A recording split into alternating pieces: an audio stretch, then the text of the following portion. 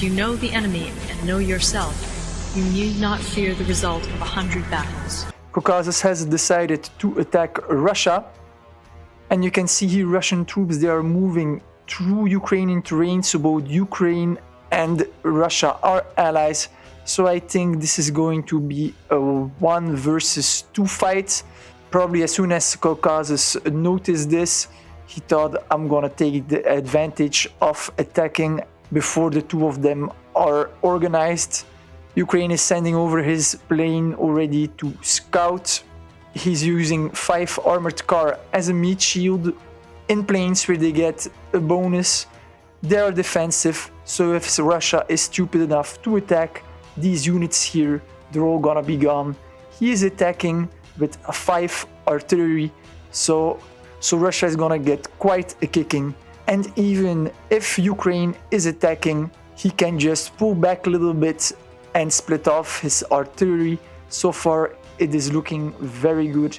He has been active a lot. He already has, as you can see, also his first rocket artillery coming out, 3 pieces of them. That is the advantage of Comintern. They can make cheap units and they can make a lot of them. He also invested good in economy. He has made industry everywhere, and he only has 1 military production building a city. This is a very good player and a good example of how to play. He made 1 secret lab, 2 secret labs, 3 secret labs, 1 ordnance foundry, and 1 tank plant. So he's gonna go for the rocket artillery armored car rush, and he's also gonna use artillery so that he can take out both armored units with his artillery and unarmored units with the rocket artillery. He's also gonna go for anti-air in this ordnance foundry.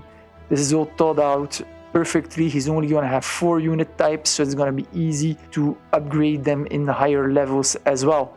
He opened fire, and you can see that the Russian stack already lost 40% health. Alright, we are 1 hour and a half into day 2 now.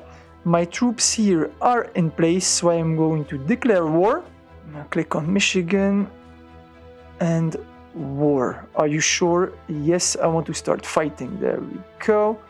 So now my artillery is opening fire, or is going to open fire in a moment. I'm gonna help them that they do it immediately. There we go. And also the AI, he reacts, he's gonna attack me, because there's no way that I want to attack him straight ahead here with 5 infantry without artillery support. Why not? 2 reasons. Firstly, infantry is stronger in defense than offense, so I want the AI to attack me because it's more interesting. Secondly, I don't want to attack because in your core provinces you get 15% extra bonus. So if I would attack Michigan in his core provinces, he would get a 15% more damage output. I wouldn't. So I want to defend in my provinces so that I get the 15% bonus. Thirdly, Michigan is Axis. So if I would attack him in his core provinces, he would have the 15% extra damage output from his Axis doctrine and 15% extra damage output from his core province bonus. So there would be a difference of 30%. And then of course we also have the aspect that I would be attacking instead of defending, and infantry is 50% better in defense than it is in attack. It's all about efficiency in this game. I want to kill the enemy by taking as little damage as possible. All the little things end up in this game. That's why I am playing like this, and you should too. Meanwhile, my ally Colorophobia here in Caucasus is not fighting a 2 versus 1, but a 3 versus 1, because there's also now here troops from Communist Russia that are attacking him. I mean, this is sad. If it takes 3 players to take 1 player down, then you don't deserve the victory, because 3 versus 1 is just really unfair, you know. Also, Ukraine, he has made some artillery, so he's gonna help his ally, the Russian Empire, who is badly losing, like I predicted. Even though Colorophobia, he plays well, he's not gonna be able to sustain a 3 versus 1. Also, Turkey has joined the fight, so it's now 4 against 1. I mean, it's always a sad day when 4 players gang up against a top player because they know they have to beat them early on, because otherwise they're gonna lose. I mean, I understand the strategy of it and the psychology behind it, but still, 4 against 1. If it really needs 4 players to bring 1 player down, it's not something to be proud of, you know what I mean? So that's exactly the reason why I chose to be Canada. I knew if I would go to Europe, I would end up at war with the half of Europe. That's exactly why I chose Canada. I mean, I am peaceful here, because who's gonna attack me early on? Only the northern states of America can attack me, right? And he only can attack me in 3 places. Here, here, or here. I'm pretty safe. I can see it coming far away, I have tactical bombers, I can scout deep. Perfect. And so I'm retreating here with my artillery. I'm just gonna let them come. And I'm just gonna retreat. Then there's only 3 infantry left. 1 here, 1 here, and 1 here. And I can just use the offensive fire settings and I can take the rest of the AI just overnight when I'm asleep.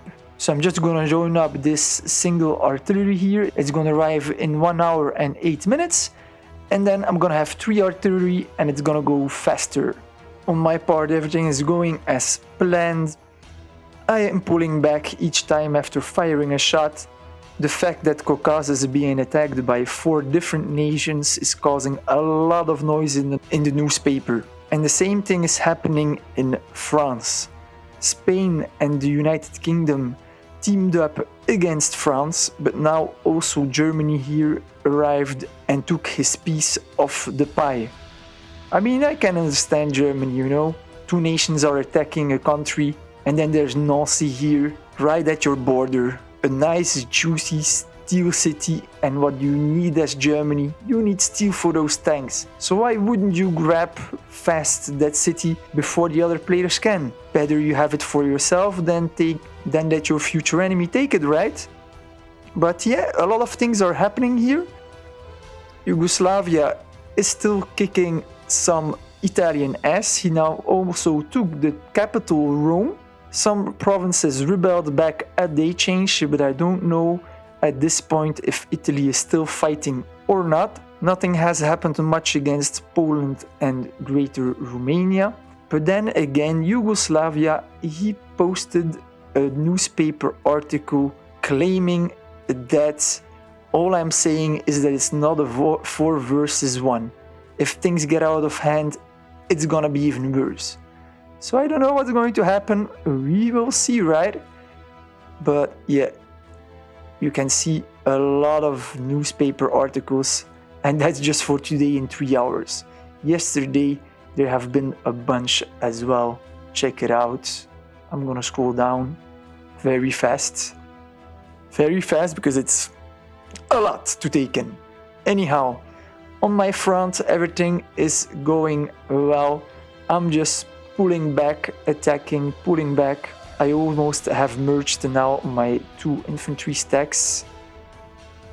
I'm gonna make him attack. When is he attacking? In 4 seconds.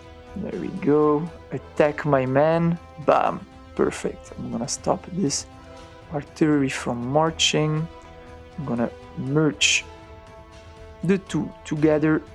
And you can see the infantry is now almost at 50% health. So that's great. I'm not very proud of myself because I've been contacted by North America. Like I said before, I told them I'm gonna go to the UK.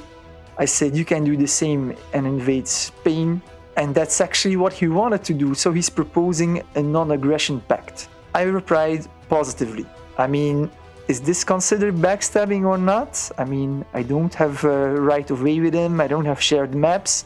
I'm just creating a bit of an illusion. That's also diplomacy, right? Anyway, it's borderline.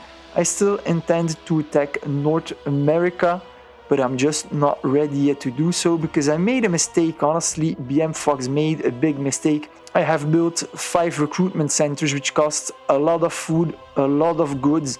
I should have used these goods to upgrade my infantry to level 2 to make a bit more tactical bombers and artillery, I could have built these recruitment centers afterwards. Because now I focus too much on economy, but what am I going to do with a great economy if I don't have the troops to defend it, right? So I'm actually very lucky that Northern America is a pacifist, because otherwise it could have been worse. Imagine I would have been in Caucasus' shoes, I would have lost.